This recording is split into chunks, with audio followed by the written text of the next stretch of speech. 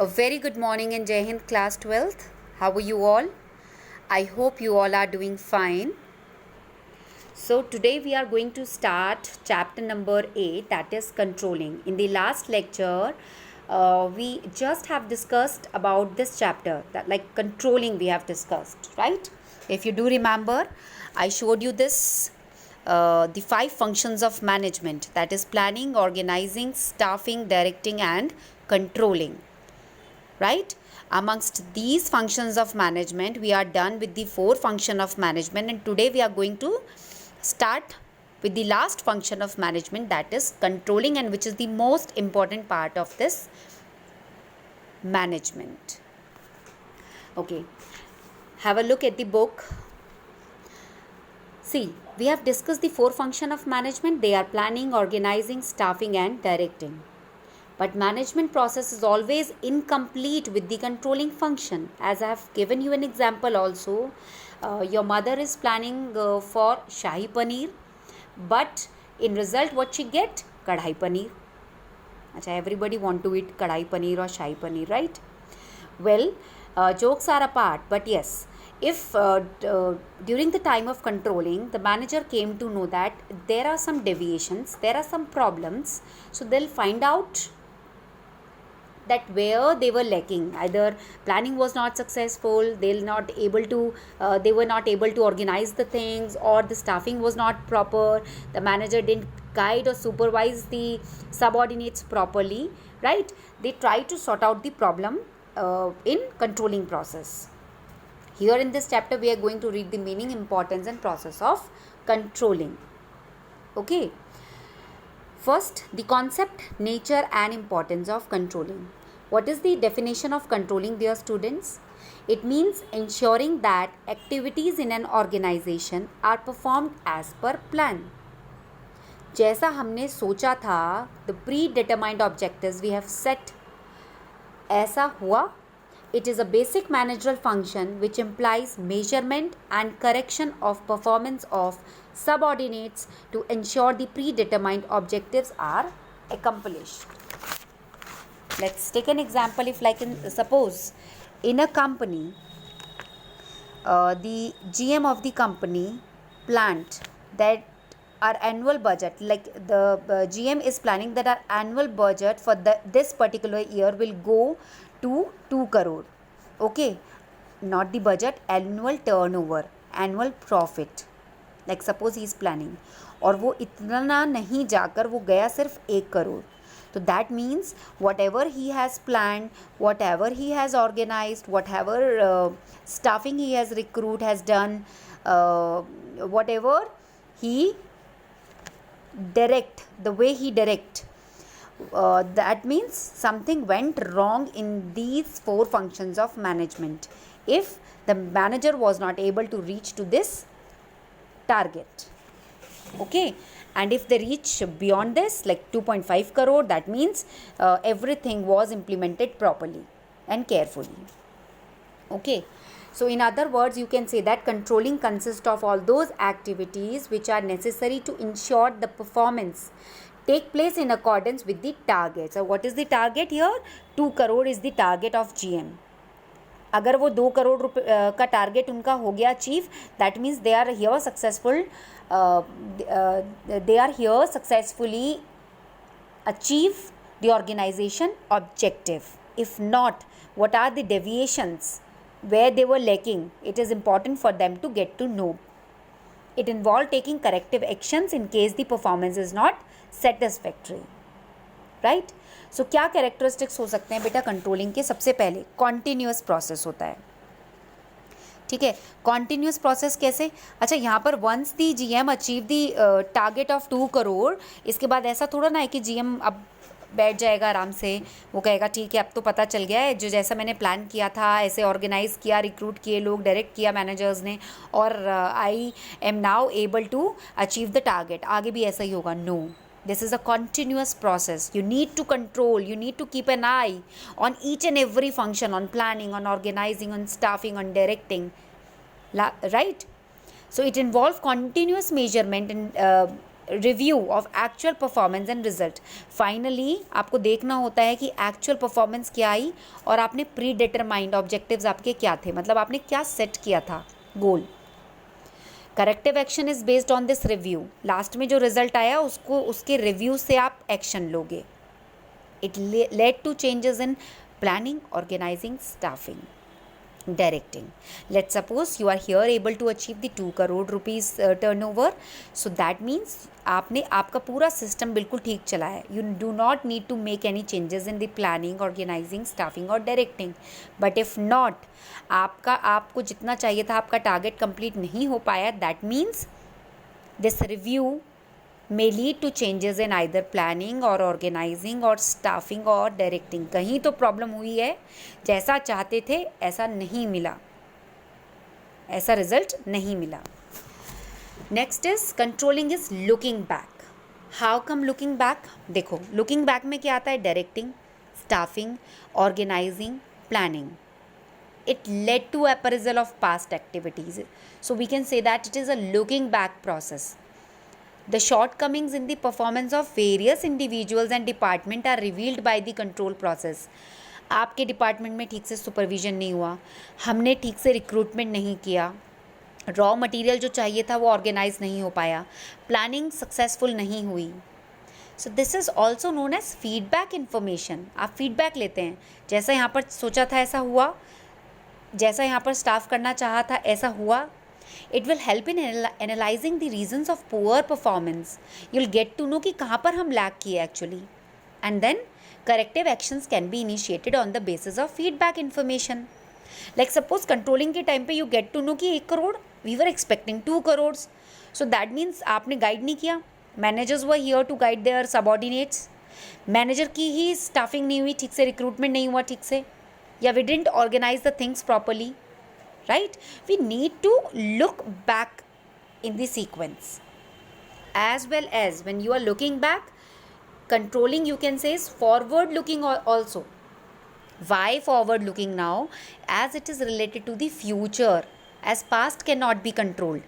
See, आप ये तो आप कंट्रोल ही नहीं कर सकते हो ना. यहाँ से करते प्लान किया, your mother has planned something, she organized the things whatever she has planned. She did the staffing, recruitment. She actually continuously directing, leading, guiding, supervising the people who are working with her, right? So हम past में तो कुछ changes नहीं कर सकते हैं, but it is usually preventive. As the presence of control system led to minimize wastage, loss, deviation from standard. See, that means controlling is forward looking. क्यों? देखो बैक लुकिंग बैक से यू गेट टू नो कि कहाँ पर problem हो सकती है, कहाँ प्रॉब्लम हुई कि हम टारगेट अचीव नहीं कर पाए. बट जब प्रॉब्लम हो गई उससे तो कंट्रोल नहीं किया जा सकता है. Once you get the result, अभी से तो आप कंट्रोल नहीं करेंगे, बट यस आप आगे के लिए आप प्रिकॉशंस ले सकते हैं.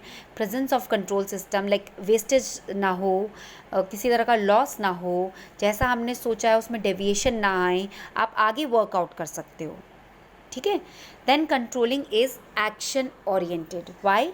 Controlling implies taking corrective measures like whenever required. Action is the essence of control. Like purpose of control क्या होता है? केवल वो तब अचीव होता है जब करेक्टिव एक्शन लिए जाएं as per the feedback information. हमने टारगेट अचीव कर लिया, very good.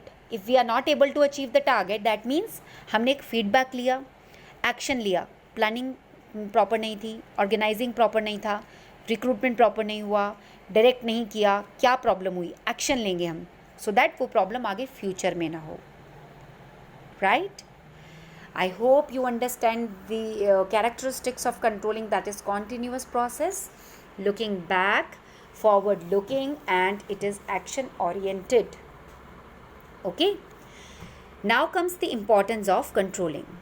It is an indispensable function of management, the most important function. Like without controlling, a manager's job is incomplete. All the management functions, अभी last lecture में भी मैंने आपको ये बताया था, like planning, organising, staffing, directing में proof to be futile, मतलब बेकार हैं if controlling is not there. ये सिर्फ कंट्रोलिंग होती है जिससे हम प्रॉपर एग्जीक्यूशन करते हैं इन सारे फंक्शंस का, so that the objective of the organisation could be accomplish, पूरा किया जा सके। तो इसकी कुछ तो इम्पोर्टेंस होगी। Let's read it out. The very first one is accomplishment of organisational goals. See, control helps in achieving business objectives. Controlling का मतलब हो गया regular supply of factor of production और production of high quality of goods and service at economic cost.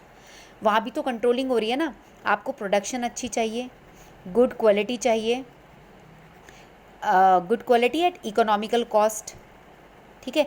तो इन सब चीज़ों में आपको किस चीज़ की ज़रूरत होगी? कंट्रोलिंग की। This is how it helps in achieving the profitability objective. Managerial control include production control, finance control, other control जो कि बहुत अचीव होते हैं ऑब्जेक्टिव को अकम्प्लिश करने के लिए। सी, लेट्स सपोज आप प्रोडक्शन में ध्यान नहीं दे रहे हो, कंट्रोल ही नहीं है आपका, कोई भी कुछ भी काम कर रहा है। लेट्स सपोज फिनेंस पे कंट्रोल नहीं है, कितना भी बाहर से सामान आ रहा है और वो बहुत पुअर क्वालिटी का आ रहा है और बहुत हाई रेट पर आ रहा है, तो इन सब चीज़ों को सुपरवाइज करना भी तो एक कंट्रोलिंग ही है ना। स्टार्टिंग से ही शुरू होता है ये चीज़, कंट्रोलिंग का process. Okay, only then you will be able to achieve the organizational objective, otherwise not. Next, judging accuracy of standard.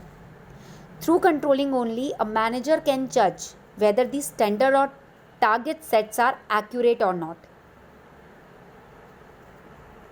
See, एक manager her time the manager keep an I on the standard और target जो कि set किया है, उस time पर वो control करता है, चीज़ों को रिवाइज करता है स्टैंडर्ड को time to time. Like suppose अभी कोविड-19 है, पेंडेमिक की सिचुएशन के टाइम पर बहुत सारी कंपनीज़ में काम नहीं हो रहा है, right. So it is the responsibility of the manager, like alternate days पर they are calling the people who are working with them और else wise they are taking some other steps so that production work may go on, right, चलता रहे production work. So that means every time on every step the manager needs to control the things. Environmental changes की वजह से या किसी भी changes की वजह से प्रोडक्शन में प्रॉब्लम नहीं आना चाहिए। सो that means judging accuracy of standard. Okay, next is making efficient use of resources.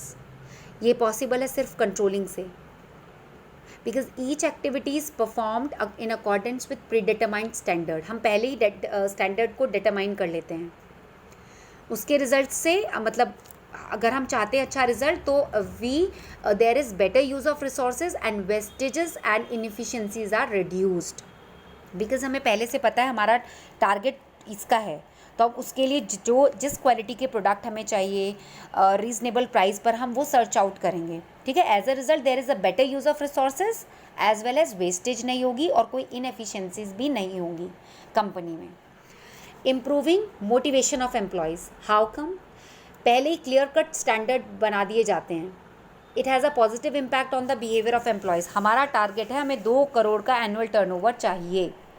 They feel motivated जब वो काम करेंगे डेडिकेशन से और उससे ये बजट जो 2 करोड़ का टर्नओवर है ये वो करके देंगे कंप्लीट। उसके लिए मोटिवेशन बहुत ज़रूरी है।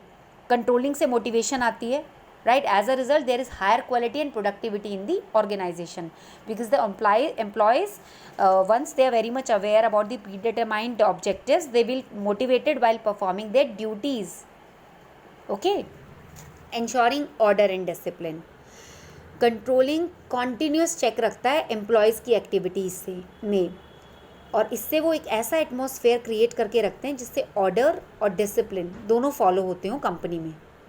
एम्प्लॉयज़ को पता होता है उनकी ड्यूटीज़ और रिस्पॉन्सिबिलिटी क्या हैं, उन्हें स्टैंडर्ड्स पता होते हैं, निकाल दिए जाएंगे अगर 2 करोड़ का टर्नओवर नहीं आया या सैलरी में इंक्रीमेंट नहीं होगा या प्रमोशन नहीं मिलेगा। And these in standards motivate the employee work effectively. इसके थ्रू वो बहुत अच्छे से काम करते हैं। Next is facilitating coordination of activities. Controlling coordination लाता है, पूरे डिपार्टमेंट को पूरी यूनिट को मिलकर काम करना है। अगर वो मिलकर काम नहीं करेंगे तो कोऑर्डिनेशन से काम नहीं करेंगे तो जो वो चाहते हैं उनका टारगेट कंप्लीट नहीं होगा। It integrate complex activity of various department It provide unity of direction. Unity of direction क्या होती है? सारे department, production, sales, marketing, finance, सारे डिपार्टमेंट एक ही दिशा में काम करेंगे. That is to achieve the organisation objective.